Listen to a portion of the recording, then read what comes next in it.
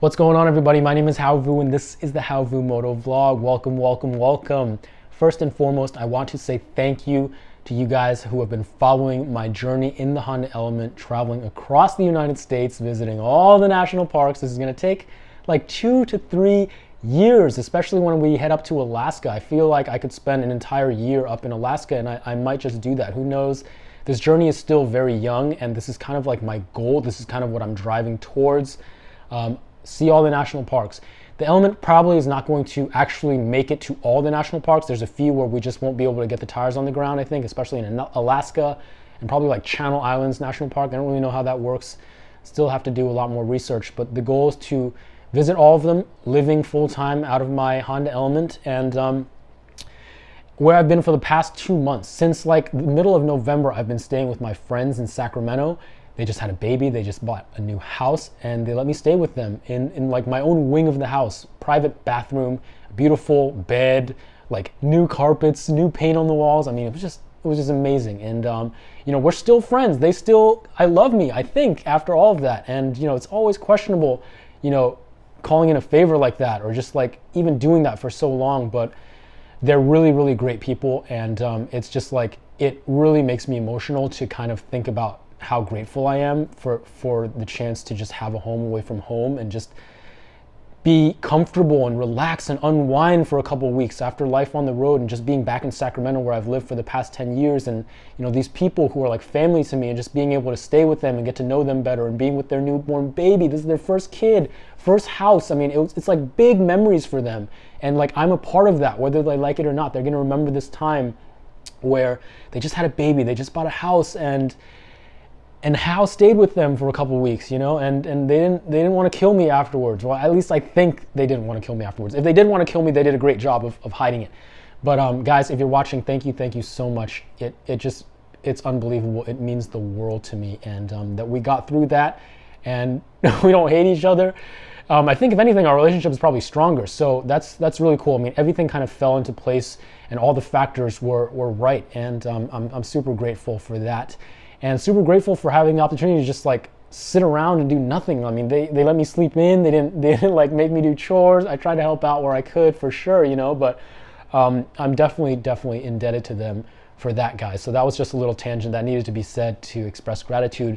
I want to express gratitude to you all watching, following this journey. Thank you so much. This video is kind of for you. I want to make more videos that don't really mean anything to the outside world, right? This is not really going to generate ad revenue for me at all, but this is going to let me thank you guys who have maybe even just a little interest in what I'm doing here. And life on the road can be lonely, so making these videos and feeling like I'm connected to you guys, it's good. I think it's good for both of us, for you guys to get a chance for me to really be real with you as far as sharing what I'm going through and what I'm feeling on the road. I mean, it's a pretty crazy journey. I tell people all the time, this is basically like one step up from homelessness, right?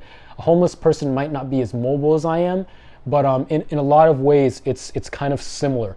Not to say that I'm not fortunate enough to have a little bit of money coming in from an online business, and just having some passive income and being able to do this without really worrying about money.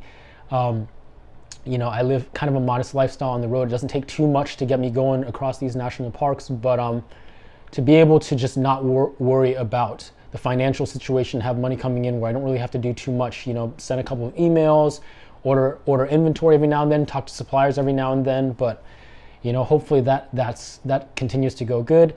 On another note, on a related note, guys, I have a product on Etsy, so if you want to check that out, that would be cool. It's like a car camping accessory. It was born out of my own need. I wanted a mesh sunscreen to cover the Element sunroof, and all the ones that were available were just too small. They didn't cover the entire Element sunroof, so I reached out to a supplier in China, and I had them made custom for the Element. I'm thinking it'll fit most cars, except the ones with like huge panorama sunroofs. It's 29 by 36, the mesh sunroof designed to cover the whole sunroof to keep the bugs out if you're car camping. So if that's something that interests you, the link is, the Etsy link is gonna be in the description below, and that would definitely directly support me on my journey here. So that's that, guys. Let's talk about Death Valley. Death Valley was amazing. I stayed at the Furnace Creek campground. The weather was perfect. 2 nights and about 3 days. I didn't see like everything. It's a huge park. It's actually the biggest park in North America, which I definitely didn't know that. And these desert parks are really amazing. Big Bend, Joshua Tree, and Death Valley, you know, they're not as crowded as you would think. And this is kind of like their peak season in the wintertime. And you can feel like you have the whole park to yourself. And just being in the quiet desert, I mean, it's a great chance to reflect and just be in nature without other people on the trail, get some good shots.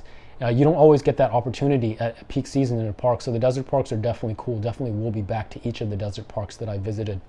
And, you know, like I said, in the wintertime, 75 max. It's just like perfect weather. There weren't too many crowds. I don't know if it's because I went kind of like right after the holiday season. Maybe it tends to be a little less busy. The campgrounds are generally always full, but, you know, during the week, the trails, you know, it's not uncommon to go on a trail and not see anybody in front or behind you for quite some time. So that was nice. Got some nice footage. Didn't go down to the racetrack. It was like a 25-mile dirt road, and I'm just not really into that with the Element. All my crap in the Element, just like all my wooden like platforms just bouncing up and down. It's just not my thing to go down a dirt road for that long. I get kind of like stressed out about it. I was thinking about kind of like hitchhiking up front where the racetrack road begins and just going with somebody. I'm sure that would, like, it's a national park, people are friendly. I don't think anyone would have been opposed to that necessarily, but I ended up not having the balls to do that. And I just visited the crater, the Ubehebe crater, funny name. And then I head back into Ridgecrest where I am right now, staying at the Spring Hill Suites by Marriott. Just gonna get some stuff done, just gonna get some work done. Enjoy my time here, maybe stay another night. 120 bucks, kind of steep, but you know, I can probably swing it. Depends on what I get done tonight.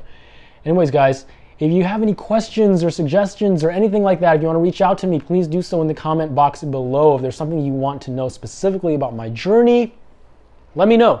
So far, it's just been adjusting, right? I've gotten really comfortable staying with my friends back in Sacramento. It felt like home for the past 2 months, and now I'm on the road again. And that initial night and like leading up to that, it was kind of sad. And the first initial goodbyes, I'm always really bad with goodbyes. But once I'm on the road, you know, I don't have time to not enjoy the journey. So it's just kind of like, this is where I'm at now. And just kind of transitioning out of that normal lifestyle and onto this like nomadic on the road lifestyle. That's just kind of been the main thing that I'm dealing with. I'm not necessarily wrestling with it. It is just kind of odd not to have a place to chill during the day. I always have to like be doing something or going towards some place or just in nature somehow straight up. Whereas before living the quote unquote normal life, there would be hours and hours and hours of the day I would just spend on the couch watching YouTube or playing BSing around on my phone. You know what I mean? I just don't have that anymore just because it's not comfortable hanging outside in my element. Some people can do that. Some people do that, but it's not my style. It's not for me to just hang out in a car. And most of the time, like half the year, more than half the year, it's just not comfortable temperature-wise to hang out in a car like that, especially if you don't have proper ventilation and HVAC going on. So that's basically been it. That's kind of been my biggest hurdle, if you will, but it doesn't quite feel like a hurdle 99% of the time. So guys, thank you so much. As always, I wish you peace. I wish you joy. I wish you unlimited health. That's not how it usually goes. It's peace, health, and unlimited joy on your journey wherever it may take you. Thank you so much, guys. I'll see you in the next one.